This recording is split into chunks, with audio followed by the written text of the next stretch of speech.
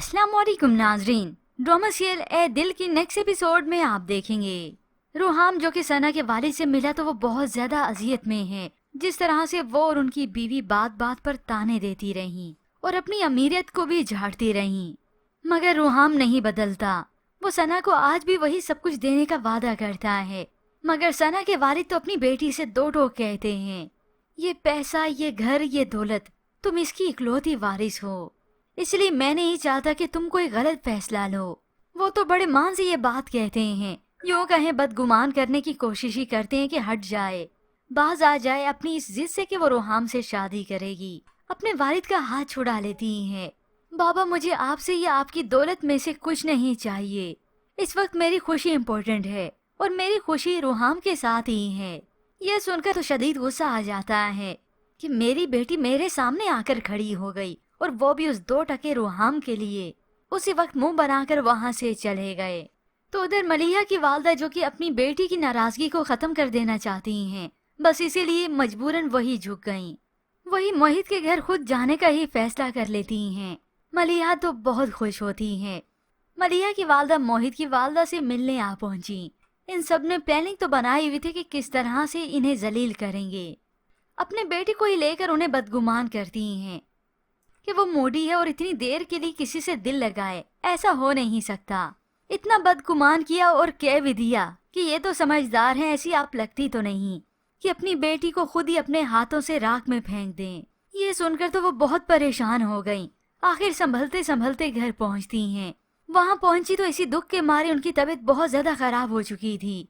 मलिया जाने लगी तो वो उसका हाथ पकड़ लेती हैं कि उन सबके दिलों में मैंने इतनी नफरत देखी है तुम्हारे वहां पर जाने से पहले। बता दिया बेटी को कि वो वहां पर खुश नहीं रह सकेगी। मलिया वालदा की तबीयत को देखते हुए जल्दी से फोन मिलाने चली गई। इतने में उसकी वालदा घिर कर नीचे बेहोश हो जाती हैं। और उधर मोहित जो कि ऑफिस से वापस आया तो जल्दी से अपनी वालदा से पूछता है कि आज क्या हुआ, क्योंकि वो तो बहुत ज्यादा एक्साइटेड था कि उनकी खिदमत में कोई कमी ना रह जाए। मगर मोहित की वालदा तो उसे उल्टी बातें ही बताती हैं, सब कुछ झूठ बताती हैं, इधर इसे बदगुमान करती हैं मलिया और उसकी वालदा के खिलाफ। वो लड़की सिर्फ तुम्हारा फायदा उठाना चाहती है और माँ भी, और यही बदगुमानी फैलाएगी कि उसने शर्तें रखी हैं। ये सुनकर तो मोहित को भी गुस्सा आ जाएगा और वो बदगुमान हो जाएगा मलिया और उसकी वालदा को लेकर। तो उधर सना जो कि अपनी वालिद की जिद के आगे मजबूर हो चुकी हैं।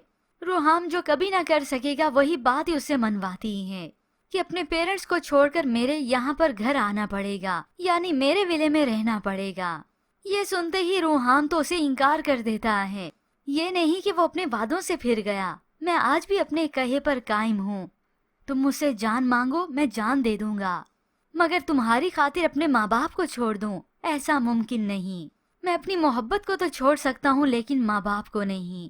ये सुनकर तो ये सना भी अपनी जिद में आ जाएगी। यूं कहें दोनों ही अपनी जिद पे डटे हैं। अब सना को ये नजर नहीं आता कि उसके माँ बाप ने थोड़ी ही देर में क्या सलूक किया उनके माँ बाप से और रूहाम से, मगर ये सब कुछ सना को नहीं नजर आता और आखिरकार वो बदगुमान हो जाएगी इस रूहाम से कि यही मुझसे मोहब्बत नहीं करता, क्योंकि बाप ने तो यही उसे शह दी कि अगर वो तुमसे मोहब्बत करता है ना तो देखना तुम्हारी खातिर वो अपने माँ बाप को सबको छोड़ कर आ जाएगा। अब ये रूहाम क्या कोई भी गैरतमंद बेटा ऐसा करेगा नहीं। यूं इधर मलिया और मोहित की राहें हमेशा के लिए जुदा हो जाएंगी और इधर सना और रूहाम की।